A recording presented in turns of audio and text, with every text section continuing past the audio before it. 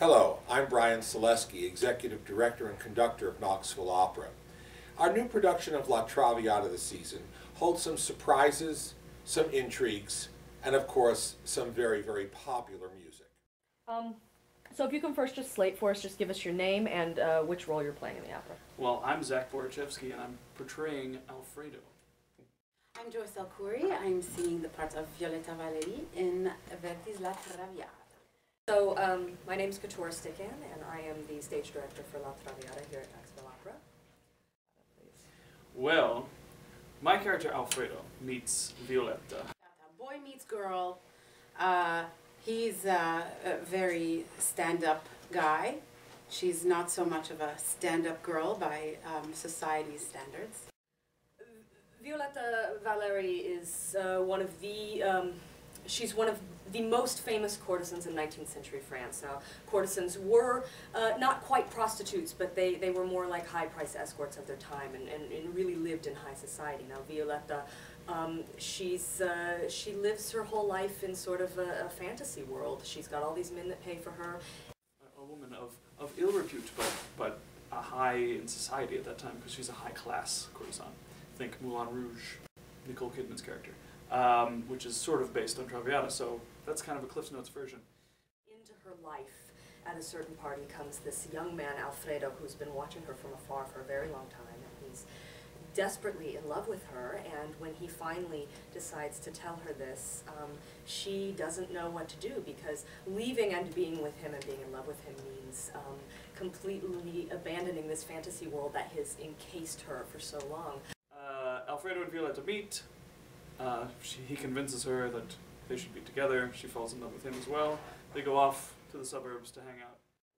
And the unfortunate problem is that by living with this man, it has made his family fall into some hard times, because no one wants to really invite them back into society since he's living with an escort. Boy's dad comes along, does not approve. Says, wait a minute, you guys can't be together, it's ruining everything for the family, my daughter wants to get married, she can't get married because this whole situation is way too skeevy for my daughter's fiancé. There's a big fight, a lot of misunderstandings, they separate. And eventually comes back together in the final act. But they're reunited at the end. Just when they could be happy together, she dies. Very nice. How about that? I love it. Of course, she's been dying the whole time of consumption, and she dies. And she dies. A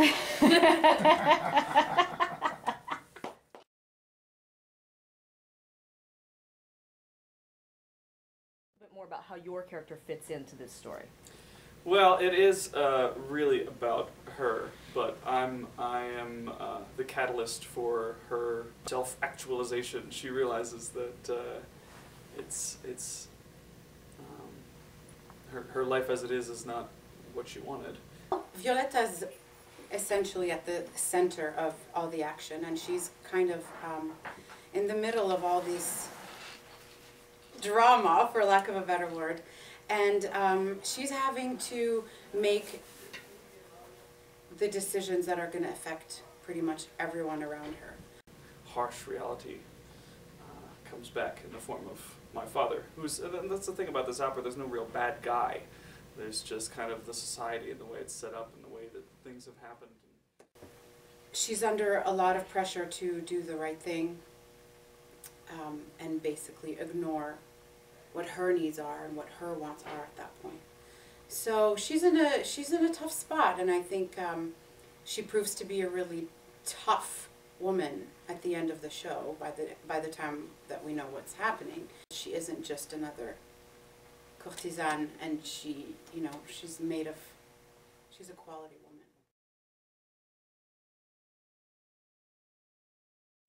I think I was almost exactly like him in high school, except the girl that I had a huge crush on for a year and didn't tell was not a courtesan. She just was in the marching band with me, and I had a huge crush on her, and I couldn't tell her. It was just like, it just felt like every time I was near her, I just got... Do you feel like you have similarities or differences? How do you feel similar to Violetta? How do you relate to Violetta as Joyce? You want the truth? Yeah, absolutely. I relate to her in so many levels that it's almost scary to talk about, especially at the beginning of if we're looking at the opera itself, at the beginning of the opera where she's met this guy and she goes back and she remembers herself as a child, wanting to have this knight in shining armor, this prince to come along. As she reminds herself of that as a little girl, and she's struggling with that at that point in the opera because that's not how she's lived so far. Mm-hmm. Parties, drinking, men, jewels, this crazy lifestyle. And I relate to that in terms of being a singer and a traveling artist, and you never settle. You can never just settle and have your man and your kids, and your life is always this crazy tornado.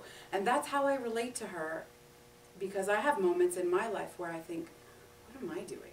What am I doing? Maybe I should just stop this and become a wife and have 12 kids, and life will be so much simpler, and So in that way, her story rings true to me. It feels so great to be back.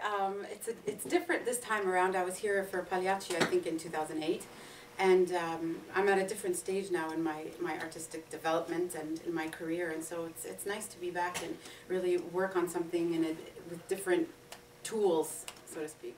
Absolutely. Great to be back in Knoxville. I was here last season for Manon, and basically I'm back directing the same show, except 100 years later. Manon Lescaut actually features in La Traviata. In the book, The Lady of the Camellias, which is where La Traviata comes from, she reads Manon Lescaut, and actually the book being sold at auction is the beginning of the story. So it's been interesting to come back and sort of tell this story again in a very different way, in Verdi's mind, and of course updated into the 19th century. But it's great to be back here. It's great to be back in this rehearsal hall and working with Brian and working with everyone at Knoxville Opera. So. If you were talking to a first-time opera goer, why is La Traviata the perfect opera for the first-time opera? Verdi has written a masterpiece in Traviata, and that's a big statement because he has over 25 masterpieces. Now, the difference in Traviata is that it's about the people and the human condition. The story is about things that are immediately accessible to everyone.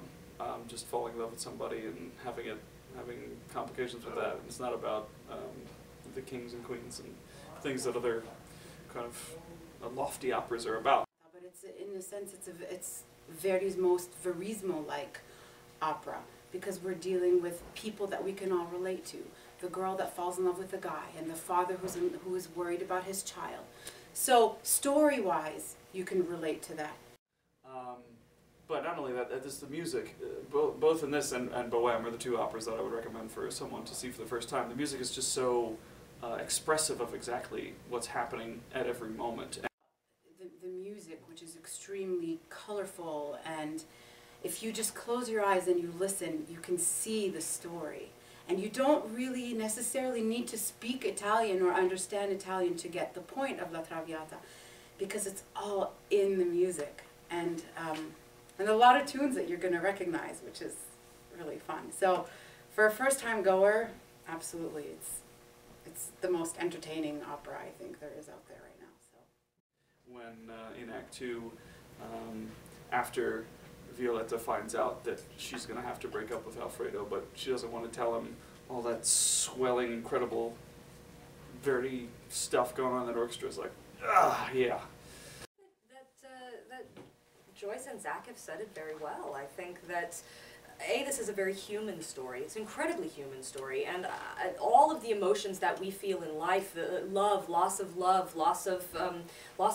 that fear of death, that fear of that fear of losing our youth. I think all of these things that we deal with on a daily basis as humans, they all are a part of La Traviata. And I think, as Zach mentioned, that there are no lofty kings, there's no political intrigue, it's nothing that sits sort of out of the realm of our own human experience. And so I think when you come to see La Traviata, you're seeing a very honest story, and something that emotionally I think everyone in the house will be able to relate to. So I think with the music, with Verdi's incredible music, coupled with this just extremely human story, I think you have the perfect combination for someone who's being introduced to opera for the first time.